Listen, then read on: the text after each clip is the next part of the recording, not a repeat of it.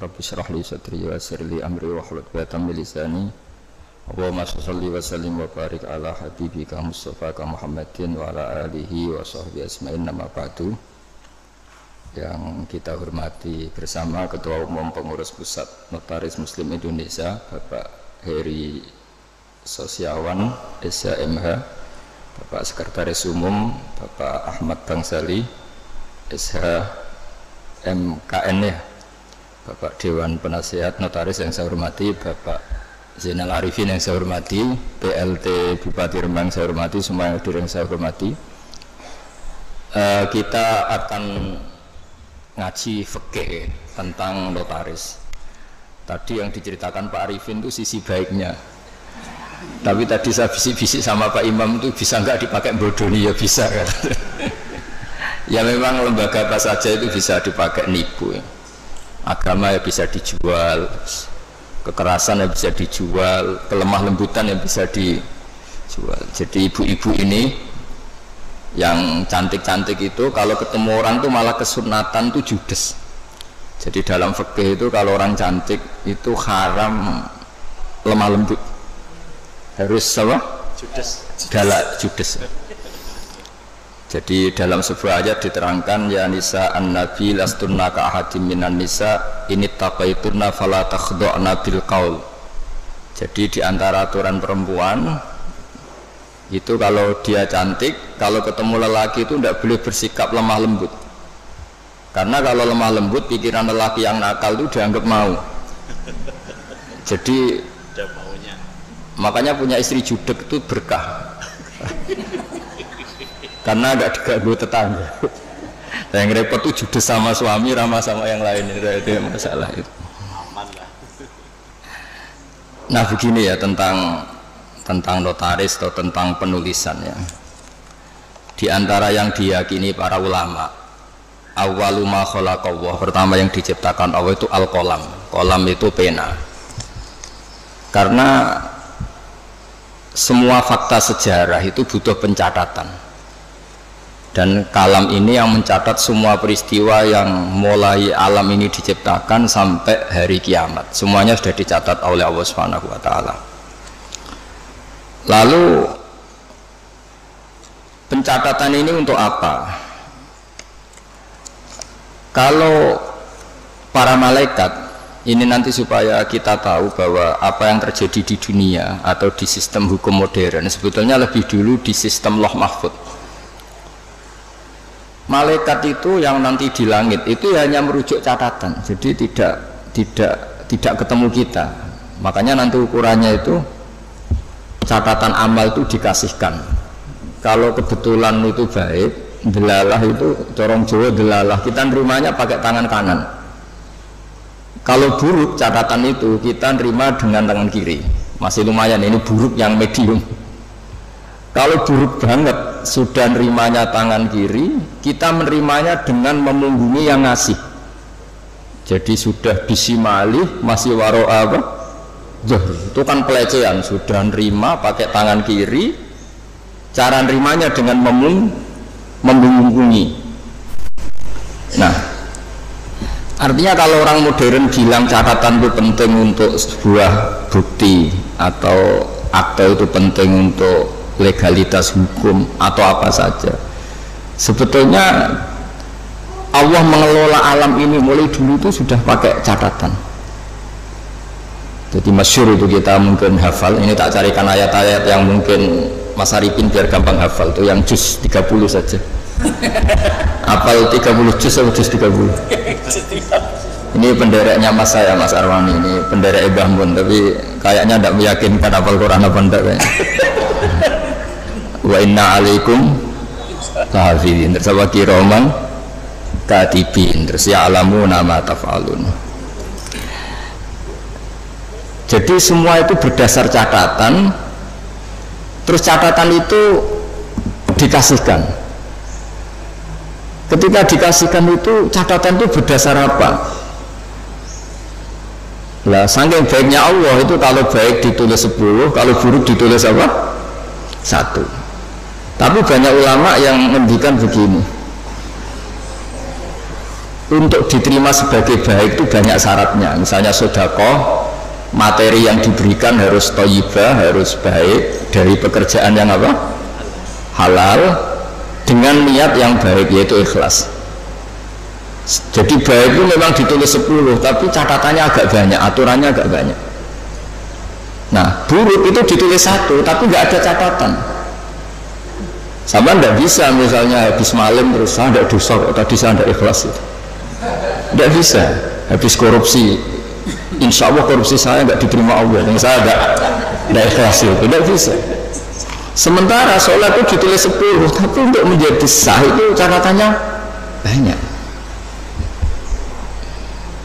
Ya, misalnya saya ini kecelok kiai, terus kalau jadi imam terus sholat nggak khusyuk kan malu. Akhirnya ya khusyuk saya ini mu'allal, ada penyakitnya karena demi jaim lah, jaga apa?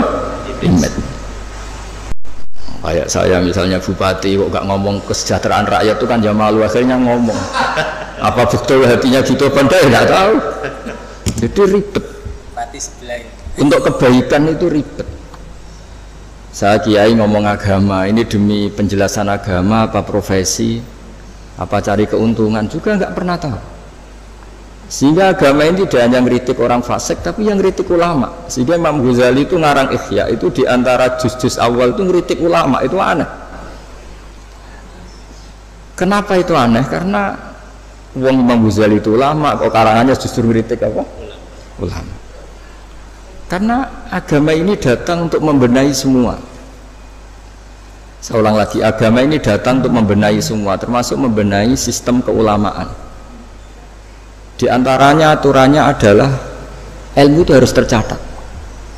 Jadi notaris itu nggak boleh bangga, sebetulnya itu mengikuti tradisi tertua dalam sejarah alam raya ini. Awwalu ma khalaqallah itu al-qalam. Ya tentu di atas itu semua ada Nur Muhammad SAW, tapi ini kita bicara al-qalam. Nah, kenapa semuanya harus tercatat? Saya sedikit cerita. Banyak ulama yang berpendapat, pertama yang bikin kolam yang bisa memanfaatkan atau menggunakan alat tulis itu Nabi Idris. Itu beliau nulis terus. Sehingga beliau itu warfa'nahu makanan aliyah, termasuk Nabi yang punya derajat yang tinggi. Karena jasanya itu suka nulis. Nah, akhirnya ini saya cerita ilmu keahlian yang saya tekuni, keahlian disiplin yang saya tekuni. Ketika Rasulullah SAW masih sugeng, itu semua yang dilakukan itu dicatat. Andai kan nggak dicatat, maka kita tidak tahu mana yang dulu, mana yang belakang, dan nanti punya efek hukum yang dulu bisa dinasah, dibatalkan oleh catatan yang lebih baru. Seperti undang-undang juga gitu, ada revisi, semuanya ada amandemen, semuanya ada itu. Itu semuanya dicatat. Tapi jangan katakan catatan itu mengikat, ya tidak juga. Karena yang bohong juga banyak, sehingga dalam ilmu hadis ada hadis maudhu, dipalsukan.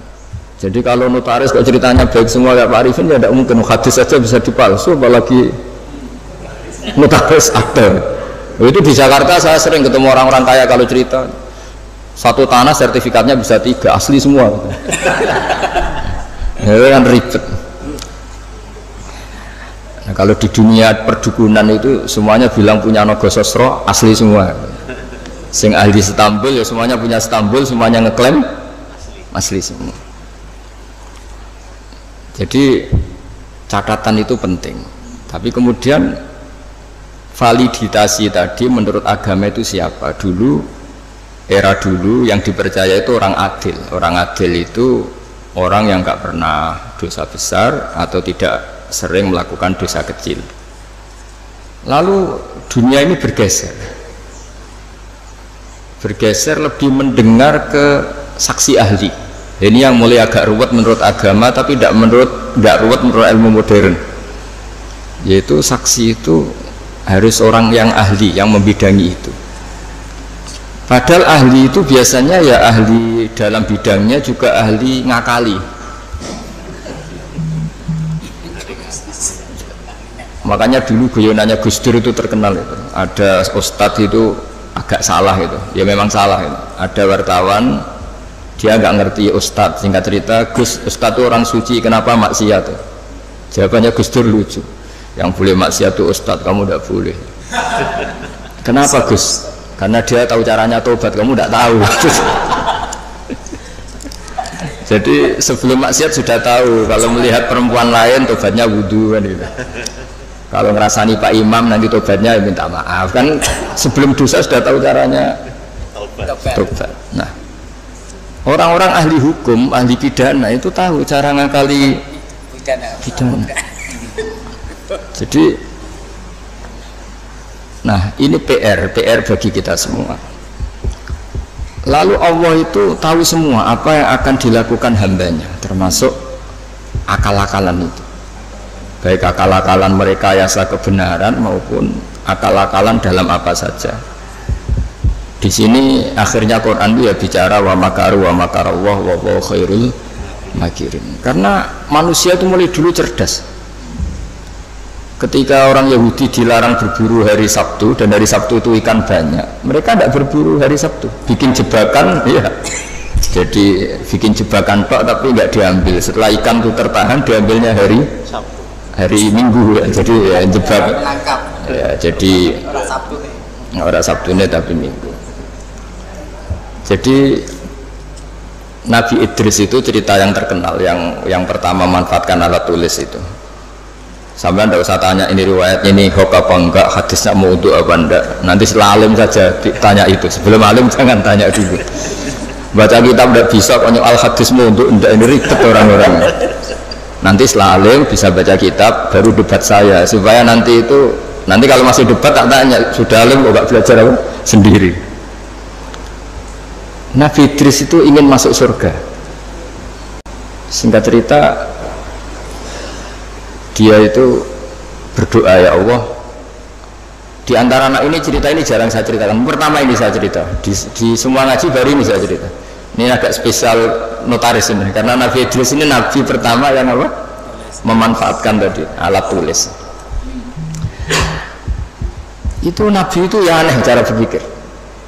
Nabi itu memang ya agak aneh cara berpikir, tapi anehnya orang baik bro. Saya itu kok kasihan sama malaikat yang ngatur matahari. Kan kalau menurut keyakinan agama semua sistem alam raya ini dipasrahkan malaikat. Lahu muakibat, pokoknya semua yang mengatur alam raya ini sama Allah dipasrahkan sama malaikat. Lalu orang modern entah bilang itu satu sistem atau satu apa terserah lah. Tapi kalau istilah agama itu malaikat. Makanya diantara jawabannya Pak Quraisy Shihab ketika ditanya kalau makanan ada malaikatnya, hewan ada malaikatnya, padahal menurut ilmu modern itu tidak ada. Terus kata Pak Quraisy, jika gizi kamu katakan gizi, lalu vitamin kamu katakan vitamin, tidak ada yang melarang, kenapa agama pas bilang itu ada malaikat kamu ribet gitu. Jadi sebenarnya manusia itu ya lucu.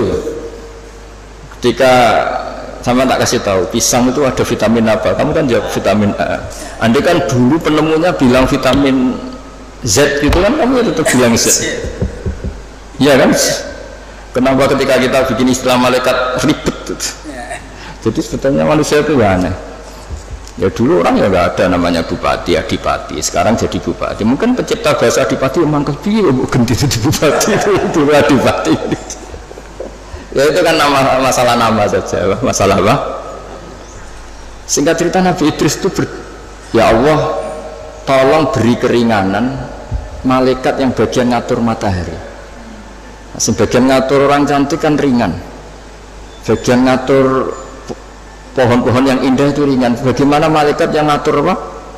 Matahari, panasnya kayak gitu. Terus kata Allah, doa kamu saya kabulkan. Hari setelah doa itu malaikat yang bagian ngatur matahari itu merasa rileks, nggak seberat kayak biasanya. Akhirnya tanya, ya Allah, kenapa saya sekarang jadi ringan tugas saya? Ya berkat doa ini Nabi Idris. Singkat cerita terus, tolong beri hak dia terbang ke langit karena sudah mensyafaati saya. Terbang dia ke langit. Ketemu malaikat. Jadi orang baik itu ya kadang ngakali. Ketemu malaikat. Kata malaikat Israel, tolong saya kasih tahu rasanya mati.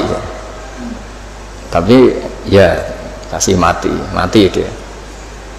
Akhirnya di surga. Setelah di surga itu cerita kiai kuno itu, setelah kamu belum saatnya masuk surga, pulang lagi. Terus kata kiai kuno itu, sandalnya ditinggal satu. Terus kata Nabi Idris, saya belum bisa keluar Gusti sebelum sandal itu ketemu. Lah surga itu luas, dicari sampai sekarang nggak ketemu. Makanya warafa'nahu makanan aliyah itu ada ulama mengatakan di antara nabi yang nggak meninggal selain Nabi Isa itu Nabi Idris, karena beliau sekarang itu masih tertahan di surga nyari sandal. Nah, itu ya gara-gara ngakalin malaikat Israel akhirnya mangkel. Ini kan orang belum mati, tadi kan mintanya mati itu uji coba, kenapa mati betulan terus gak mau kembali. Ini cerita. Jadi Allah itu saking baiknya, kadang-kadang kesaksian orang yang agak-agak nipu itu ya diterima.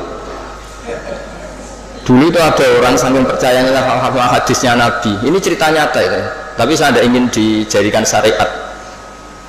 Ada orang tuh saking percaya sama hadisnya Nabi, dalam hal itu bagus, tapi dia harus nipu untuk mengaplikasikan itu. Yaitu ada hadis, siapa yang mati disaksikan orang sekian, dia orang baik, maka dia akan masuk surga. Dia itu enggak orang baik sama sekali, akhirnya nyewa orang. Pokoknya nanti kalau saya mati, kamu harus bilang saya ini orang baik. Nyewa. Tiga kali. Bayar saya. Iya, supaya punya akte bayar. Tapi tidak tahu kalau contohnya itu tidak tahu. Semoga itu tidak terjadi. Atau kalau terjadi ya semoga tobat. Akhirnya itu bayar betul. Dari rumah sampai kuburan ya orang-orang ini ya lah gitu. Ini orang baik, ini orang baik. Ya khair terus. Itu diampuni sama Allah. Allah bukan nilai bayar nyuapnya, tapi nilai wong itu percaya nih beda-beda di Nabi. Salah hadisnya. Jadi orang itu mempunyai sisi aneh. Jadi sudah tahu kalau yang legal formal notaris, ya sudah berusaha dapat notaris. Di satu sisi mengaku ini legal formalnya hukum harus punya akte ya. Supaya jadi dari segi ngaku itu legal formal yang diakui negara bagus, tapi dari segi cara mendapatkannya ini yang masalah kan. Jadi ya saya enak ya ini cerita aja. Saya ini tidak termasuk dia yang bisa disuaparnya, kalau mau ngomong ya ngomong aja. Terus diundang notaris, terus muji-muji terus ya enggak, itu mari tidak adil gitu ya biasa. Jadi sama Allah dimaafkan. Bukan nilai apa tadi? Uangnya, tapi nilai dia percaya. Sama bahwa yang disaksikan orang sekian tuh masuk surga. Jadi kita tidak pernah tahu cara pandang Allah. Dan ini harapan ya bagi kita semua yang sering salah, mungkin tidak sekedar pernah salah, saya ini sudah jujur sering salah, sehingga di teks hadis mangkulu bani Adam khotoun wa khairul khotoin at-tawwabun. Setiap dari bani Adam itu sering salah. Khoto itu bukan khotik, kalau bahasa Arab itu ghafir itu mengampuni, kalau ghafar sering ngampuni, wahib itu pemberi, kalau wahab sering memberi.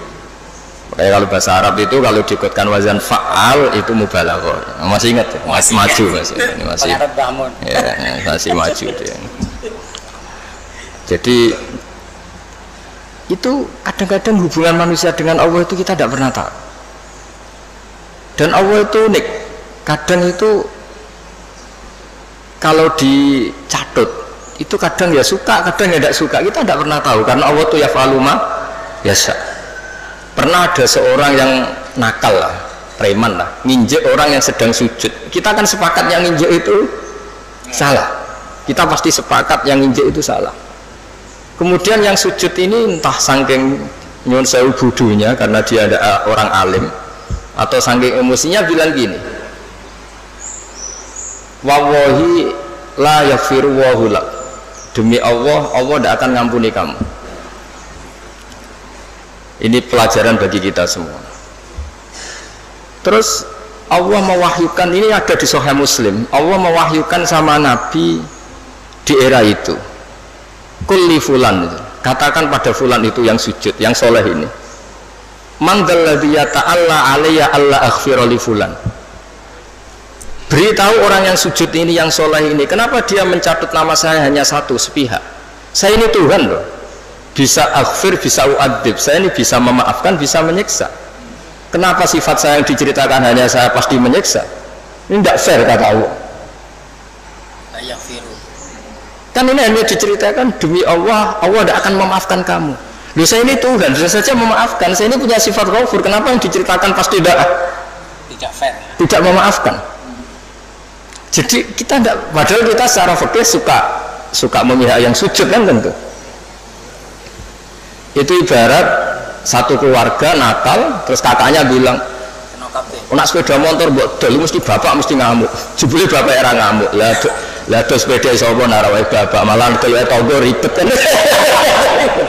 Kita tidak pernah tahu tingkat pemaafnya orang tua. Nah kita hubungan dengan Tuhan kalau kita soleh seringnya gitu, dengan kita Allah memaafkan, dengan orang lain tidak. Tidak bisa seperti itu. Allah tetap punya sifat dua, diulang-ulang tuh. Yaghfiru liman yasha wa yu'adzibu. Tapi inginnya kita sama orang lain, apalagi itu musuh kita, Allah yu'adzibu ma yasha. Tapi dengan kita yaghfir. Jadi Allah itu kita atur kan. Itu tidak boleh. Allah tetap yaf'alu ma yasha.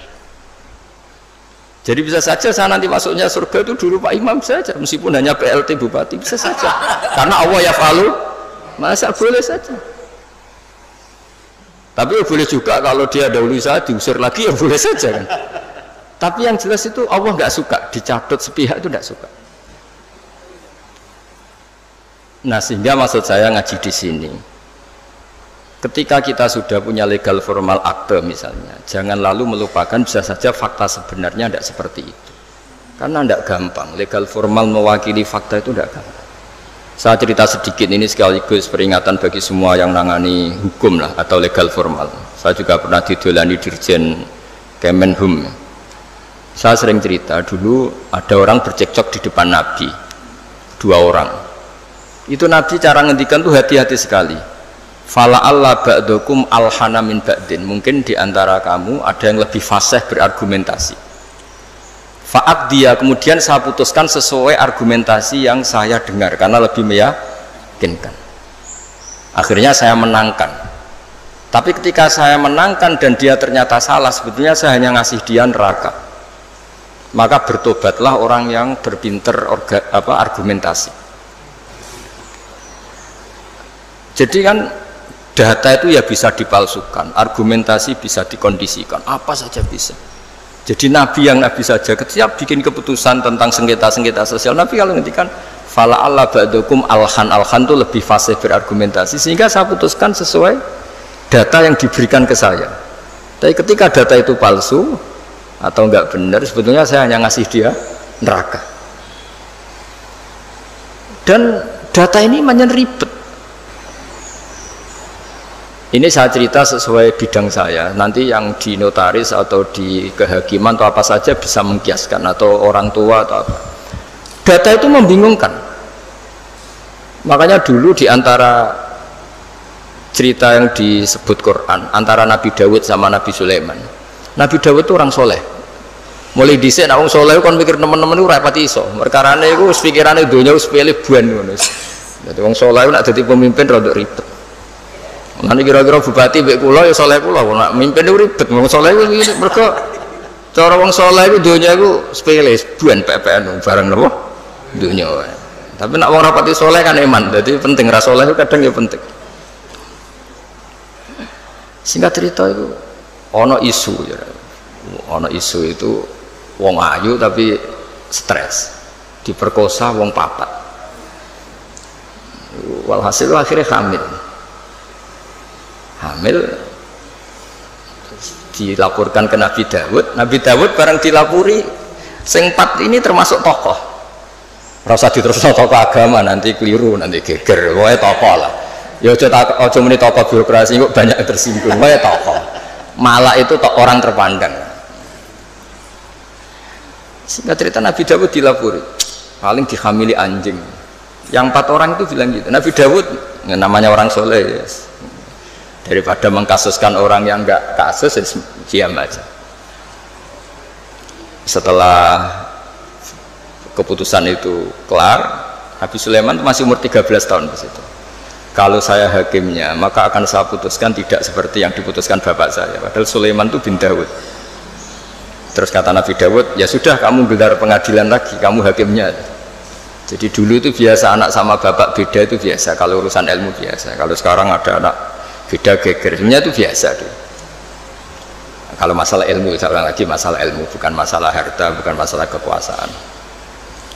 Akhirnya Nabi Sulaiman, dan ini menjadi ilmu yang sekarang ditiru para intel, para kasat reskrim, para itu.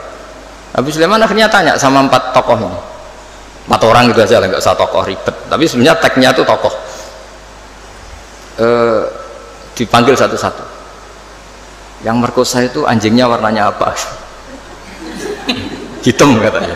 Dah kamu ke sana. Yang kedua ditanya, warnanya apa? Merah. Padahal 4 orang itu ketika di depan Nabi Dawud, 4-4-nya bersaksi bahwa itu diperkosa anjing. Semuanya menyaksikan. Nabi Dawud memutuskan ya sudah anjing kita coba. Nabi Dawud nggak mau ribet. Berarti sudah merah, hitam, putih. Tidak tahu yang keempat jawab ungu apa nggak ada anjing. Pokoknya 4 ini warnanya beda-beda. Setelah satu-satu terus dikonfrontasi bareng. Kamu tadi bilang apa? Hitam. Kamu tadi bilang apa? Merah. Kamu tadi bilang apa? Putih. Katanya menyaksikan bareng. Kenapa anjingnya jadi beda-beda?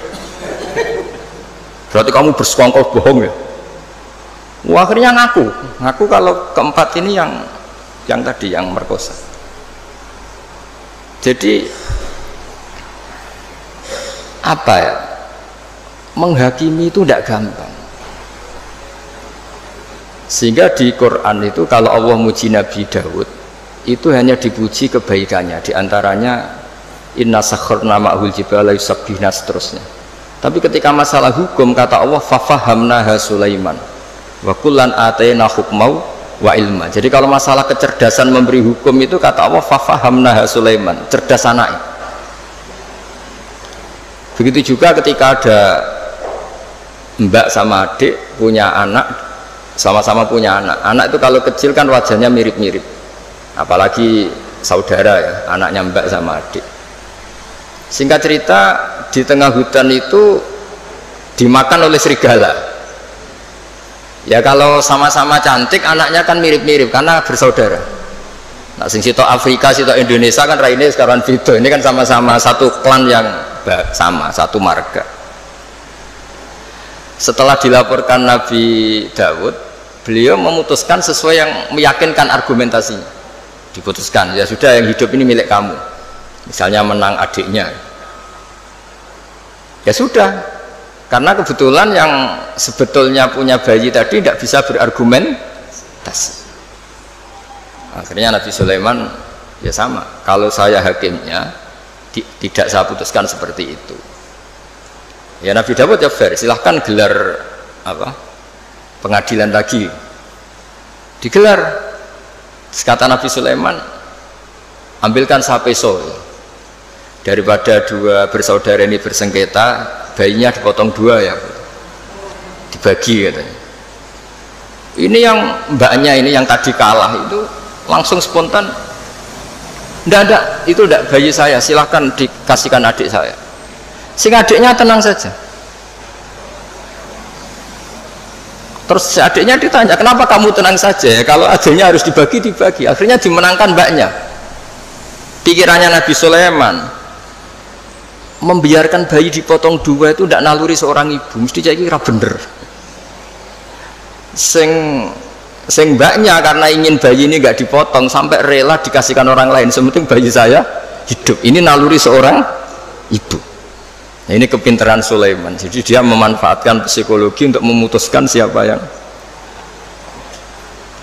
Sebetulnya di notaris, di kehakiman bisa pakai teori itu. Ono wong kok oleh ngajokno permohonan wis bulat terus. Jadi wis alamat wis.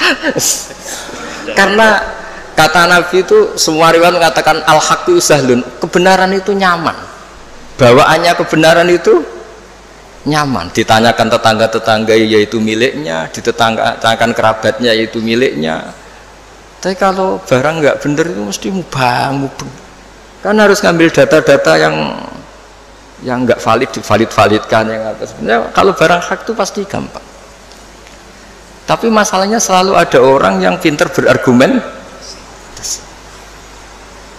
Nah, makanya terus ada aturan tadi al-bayyinatu alal mudda'i. Jadi mudda'i itu orang yang mengklaim itu harus lebih punya apa? Bukti. Tapi lagi-lagi ini masalah-masalah yang kita di zaman akhir itu kemudian ada profesi yang kadang-kadang nyuwun sewu keahlian itu lebih dipercaya ketimbang kesolehan. Saya itu kalau boleh komplain itu ya komplain, tapi SKBU takdir. Misalnya ini contoh ya yang terkait kita nekuni agama. Kita ini tentu suka bela orang soleh, itu suka. Kalau saya nuruti ghirah diniyah itu bela orang soleh itu suka. Tapi kita juga harus tunduk sama sifatnya Allah Ta'ala itu wa yaghfiru liman yasha. Juga kita harus tunduk bahwa Allah bisa saja mentobati siapa saja, kapan saja. Jika Nabi itu kalau disuruh masuk mau munafik itu ya nggak mau. Bisa saja Allah itu aradawahu bi khair, entah kapan. Kayak apa bencinya Nabi sama Wahsy, karena membunuh orang paling dicintai Nabi itu Qatilu Hamzah. Tapi malah Wahsy dikasih apa? Tobat sama Allah. Makanya kata Imam Ghazali, berapa orang sing sabbal anbiya akhirnya yatubu alaihim. Itu yang akhirnya iman sama Nabi itu dulu orang-orang yang pernah ingin bunuh Nabi. Iya, Abu Sufyan itu yang mimpin perang Uhud, Abu Sufyan mimpin perang Badar, Abu Sufyan. Tapi akhirnya tobat jadi mertuanya Nabi. Sehingga kita ini atas nama agama juga ininya bela orang soleh mati-matian. Tapi atas nama agama juga memberi harapan kepada orang yang sedang fasik, karena banyak cerita mereka itu tobat. Sehingga kalau kita atas nama ilmu ya sudah ngikuti cara Allah ngendikan. Misalnya liyajziyallahu shadiqina bisidqihim wa yu'adzibal munafiqina ya insa'a aw yatuba. Sudah, kita harus ngomong 2 kali. Allah menyiksa orang munafik itu ya insa'a kalau Allah ingin, aw yatuba atau Allah memberi tobat. Jangan karena kita marah seakan-akan orang itu pasti kena siksa. Tidak mesti juga, bisa saja Allah ngasih ampunan. Makanya ada 2 hadis terkenal dalam hal ini. Yang satu Nabi pernah ngendikan al-qatil wal maqtul finnar. Yang bunuh maupun yang dibunuh sama-sama di neraka. Sahabat komplain, hadza al-qatil fama balul maqtul. Oke, kalau pembunuh di neraka masuk akal ya Rasulullah. Kalau yang dibunuh kenapa harus di neraka? Jawab Nabi itu unik. Yang dibunuh itu sebetulnya masalah nasib saja, mentalnya tetap pembunuh. Sehingga dia harus tetap ketika orang duel sama-sama pakai pedang, semua mentalnya apa? Pembunuh.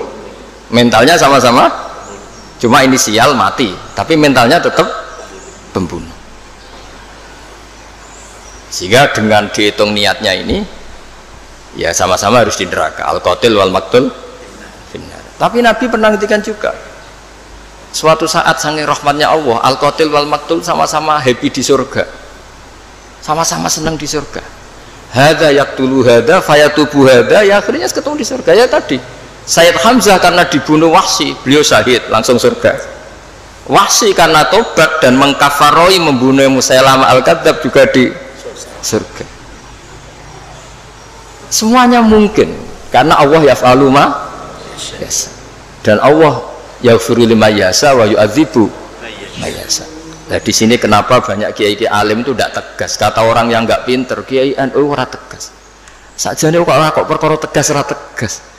Yo pancen ngaji, untuk ngaji wis ngene iki wae. Ini bukan urusan tegas tidak tegas, pancen untuk ngaji kabeh ora mesti. Sehingga sing soleh pun berdoa mati-matian supaya husnul khotimah. Kita mungkin saudaranya itu 5. Ternyata mungkin diantara mereka ada yang cara mendapatkannya itu coro Jawa menang-menangan.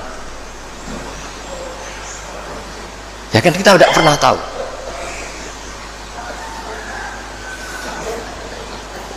Ya kita tidak pernah tahu. Makanya di sini dibutuhkan selalu nopo istighfar. Ya saya ulang lagi ya. Jadi kita ini tidak pernah tahu. Jangan-jangan yang kita miliki itu ada kecampuran-kecampuran hak orang lain. Karena kita tidak pernah tahu. Meskipun sekarang legal formalnya kita punya sertifikat, punya seperti ini contoh. Mungkin ini banyak yang tersinggung, tapi ini hukum tetap saya beritahu. Dulu Nabi itu melarang kalau orang terpelajar bertransaksi sama orang lugu. Dalam ilmu ekonomi itu layabi hadirun libadin. Orang terpelajar itu nggak boleh transaksi sama orang lugu. Karena bawaannya itu mesti ngakali. Bawaannya itu mesti ngakali. Terus naha Rasulullah antalakir rubban. Nabi itu melarang secara ekonomi penjual dari kampung-kampung itu dicegat sebelum masuk pasar. Jadi Nabi inginnya orang yang bawa sapi itu sampai ke pasar sapi supaya ngerti harga pasar. Tapi kadang-kadang tengkulak itu suka dicegat di perjalanan, apalagi dulu belum ada internet, belum ada HP. Terus orang dicegat ngertinya yaitu sudah harga terbaik. Padahal itu harga paling murah. Itu sehingga naha Rasulullah antalakir rubban. Terus di kitab Fathul Mu'in, ini dengerin semua maklar-maklar ini supaya tobat. Di Fathul Mu'in itu walayasihu bi'ul fuduli, jual belinya maklar itu nggak sah di kitab Mu'in. Tapi Indonesia kan nggak anut Mu'in, anut untung rugi kadang-kadang gitu. Jadi misalnya gini Pak Arifin ya, saya ini orang desa bawa sapi ya, sudah mbah-mbah tua itu, sudah mbah-mbah tua bawa sapi. Biasanya bawaannya maklar itu, mbah ini jenengan sapi ini kepengen pajeng pinten ya 10 juta. Puluh mbah 10 juta. Biasanya mbah tua dilungguh noneng warung kon ngopi, dibiayai paling 5.000 kan kopi 5.000. Terus si Pak Arifin tadi jual sapi itu di pasar, kalau laku 11 juta ya dijual, baik mau dikasih 10 juta. Tapi kalau lakunya hanya 9, gak ngangkat bah dibalik nomennya, mau rugi 5.000. Nah pertanyaannya gini, ketika nyata-nyata laku 11 juta, uang 11 juta itu imbalannya sapi apa imbalan omongannya Pak Arifin? Harga sapi apa harga apa? Enggak, sapi itu masih milik siapa coba? Mbah itu. Berarti uang 11 juta itu milik siapa? Mbah itu. Tapi kamu ikhlas enggak nyetorkan 11 juta? Mana cari ini 1 juta berarti ini. Mesti Mbah mau kan sampean kepengen 10 juta, itu 10 juta. Pertanyaannya tetap saja secara fikih 11 juta itu semuanya milik Mbah tadi. Karena yang kamu jual masih. Nah, sebetulnya ada cara supaya halal. Mbah sapi tak utang. Berarti kalau diutang, nanti ketika payu 11 juta ya kamu ya gak masalah kan posisinya mbah sapimu payu dol piro 10 juta. Oke, 10 juta tak utang mbah ya. Berarti payu 11 juta kamu bayar 10 juta. Tapi resikonya nak payu 8 juta kamu tetap bayar 10 juta.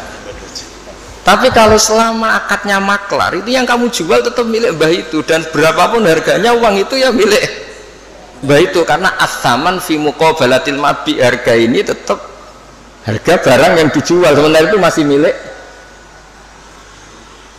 mbah tadi.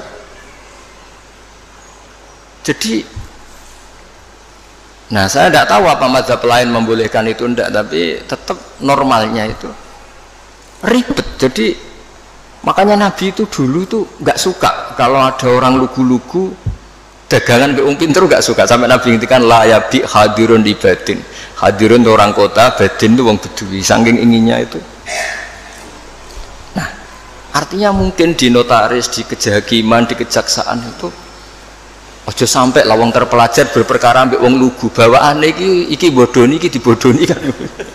Apa juga kita harus pakai hukum seperti itu? Potongannya kok lugu ambek wong pinter, sik mbah ora babak kok sik golek sing babak. Jadi ini kebenaran saya itu memang ingin mengungkapkan ya. Jadi cobalah perbaiki perilaku kita. Jangan sampai ada pembodohan dalam perdagangan maupun dalam pendidikan. Dulu ketika kita komplain sama sistem pendidikan nasional, kenapa sering ada regulasi juga gitu. Masa yang di NTT sama daerah-daerah terbelakang standar nasionalnya disamakan yang di Jakarta, kan nggak boleh. Sama sebenarnya di perdagangan juga gitu. Masa orang pinter boleh kulak barang di daerah-daerah yang terpencil, mesti bawaannya juga ngakalin gitu. Jadi cuma ya gimana ya kita seperti itu mau, cuma ini cerita ngaji, kamu ngelakoni nggih monggo, mboten nggih istighfar, pokoknya ini kan cuma saya harus ngomong supaya orang itu ngerti lah sebenarnya agama ini menata semua. Soal kita tidak bisa melakukan itu ya kita istighfar, tapi agama ini sudah mengatur semua supaya sistem ini supaya mengayomi. Kan kula niku angger ana wong desa ngoten. Kadang-kadang kula niku kan kecelok kiai gede lah, kadang-kadang wong ya kepengin Gus kula niku duwe tanah sak menten teng daerah niki dol Gus regane murah. Ayo mending sampeyan nek pinter wae dagangan ribet pinter sik. Nek sampeyan wis butuh duit tenan nulung malah rapopo gak ribet, sanggep ae hibah kek-kekan mergo ribet. Lah saiki ora wong duwe dhuwit iku seneng wong desa tetep goblok. Dan tetep kena di akal. Makanya kadang-kadang nyuwun sewu dinas pariwisata barang nggak harus istighfar. Mestinya istighfar itu gini, kadang-kadang nyuwun sewu juga yang wisata. Yang wisata nak ditakoki, kenapa kamu suka main di daerah ini? Saya senang, masyarakatnya masih tradisional. Wah, sejak adol serabi isu-isu.